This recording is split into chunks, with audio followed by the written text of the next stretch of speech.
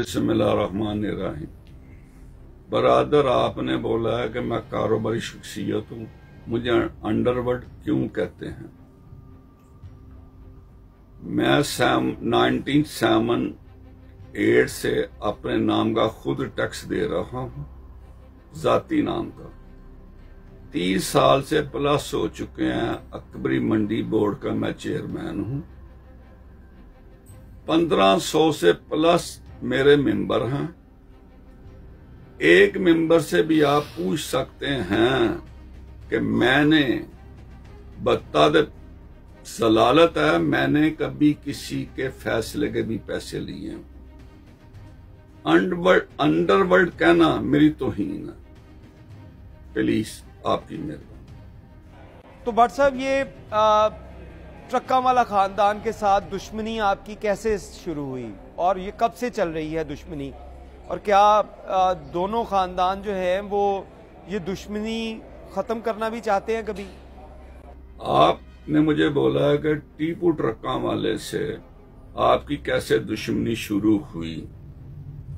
मेरी इनके साथ कोई दुश्मनी नहीं थी, ना है, ना मैं समझता हूं।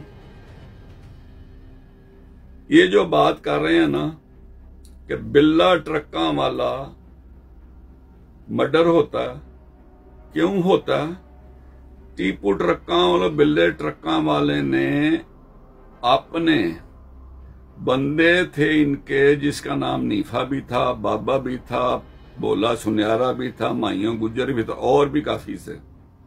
इन्होंने उनसे बंदे मरवाते थे। इन्होंने अकबरी मंडी में बंदे मरवाए, जिसका नाम मीरुद्दीन था, एक गुजर बरादरी का था, एक और कोई था। बिल्ले ट्रक्के वाले को कलियार साहब ने गिरफ्तार कर लिया। डीएसपी कलियार साहब थे, उन्होंने गिरफ्तार किया। बिल्ले ट्रक्का वाले ने अपनी सफाई कुरान पाक पे 500 बंदे के करीब दी। उन्होंने बिल्ले को और बिल्ले के बेटे को, टीपू को, उन्होंने क्लियर कर दिया। नीफा बाबा ये दूसरे सियालकोट के जो थे, मफरूर इश्तियारी उजरती कातल थे, जो इनके परवर थे, जो इन्होंने पाले हुए थे, उनकी दुश्मनी इनके साथ पड़ जाती है। ये बिल्ला ट्रक्का वाला शेख सदीक, जो मैंने बात सुनी हुई है, शेख सदीक डीएसपी सी थे। बिल्ले ट्रक्का वाले ने उनकी वालदा, बहनें, बहू उठाकर शेख सदीक के पास बैठकर उनको कुटवाया था। सुबह बिल्ला ट्रक्का वाला कत्ल हो जाता। उस कत्ल में मेरा नाम भी नहीं था, पर्चे में मेरा जिक्र भी नहीं था, ना मेरा कोई तल्लक था। उसके बाद हनीफा बाबा मुझे दुबई में 97 में मिलते हैं। मलक असान मुझे मिलाता है इनके साथ। मलक असान के वो साथी थे, वो मुझे मिलाता है, मेरी मुलाकात उनके साथ होती है, मैं बातें को सुनता हूं। वो पाकिस्तान वापस आ जाते हैं। जब पाकिस्तान वापस आते हैं ना, बिल्ला ट्रक्का वाले के कत्ल के बाद वो गालबन तकरीबन 94 में मर्डर हुआ था।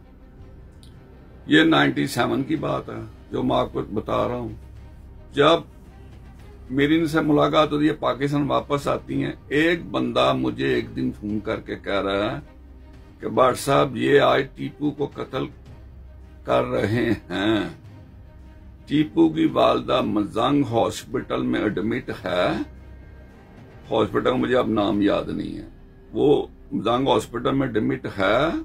उधर ये आज इन्होंने टीपू पे अटैक करना है। मेरा टीपू के साथ वास्ता नहीं था कोई।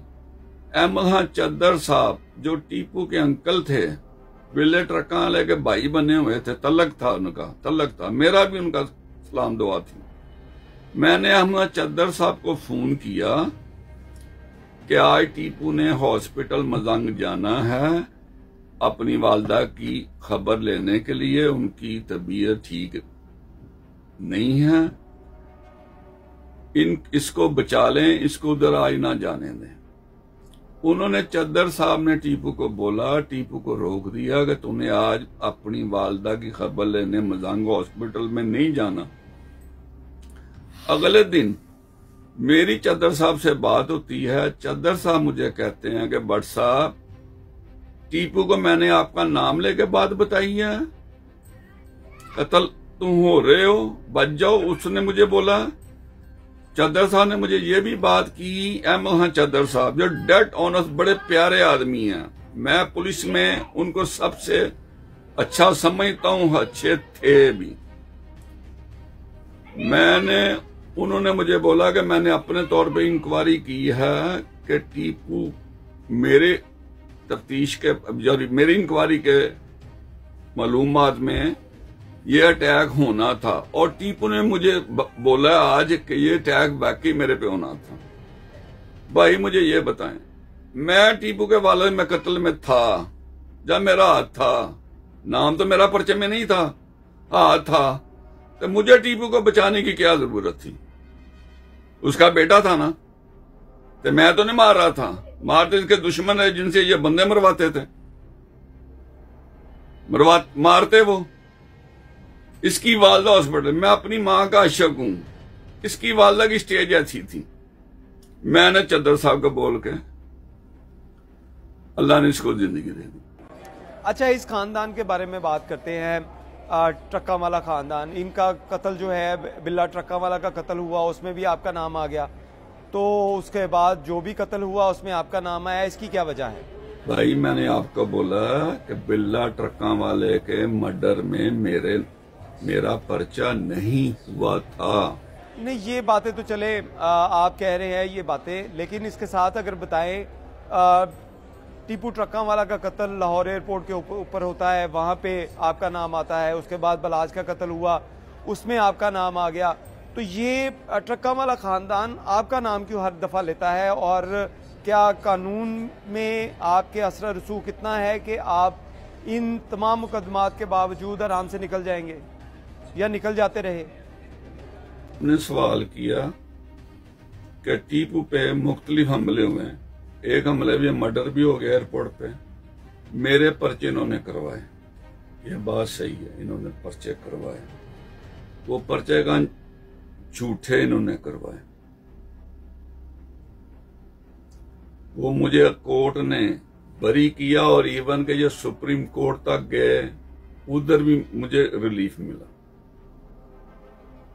तो ये पर्चे क्यों करवाते थे, ये भी मैं थोड़ी आपको डिटेल में बात सुना सकता हूं।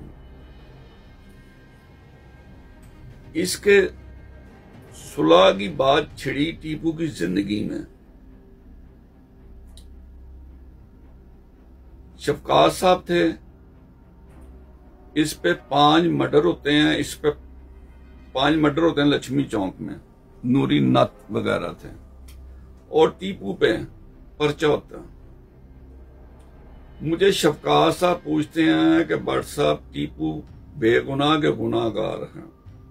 एक मेरा दोस्त भी था, वो शफकात साहब के भी करीब थे, उनका नाम था जुगनू, निकनेम उनका जुगनू, जंगीर भट्ट उनका नाम है। मैंने शफकात साहब को बोला, शफकात साहब ये बेगुनाह है, इसको क्लियर कर दें। मेरा दोस्त भी जाके मिलता था टीपू को, और टीपू को रिलीज करवा के टीपू के घर छोड़कर आया था। टीपू उसके बगैर घर जाना नहीं चाहता था, कहता मैंने पुलिस वालों के साथ जाना, मुझे आप लेकर जाएं। वो छोड़कर भी आया था।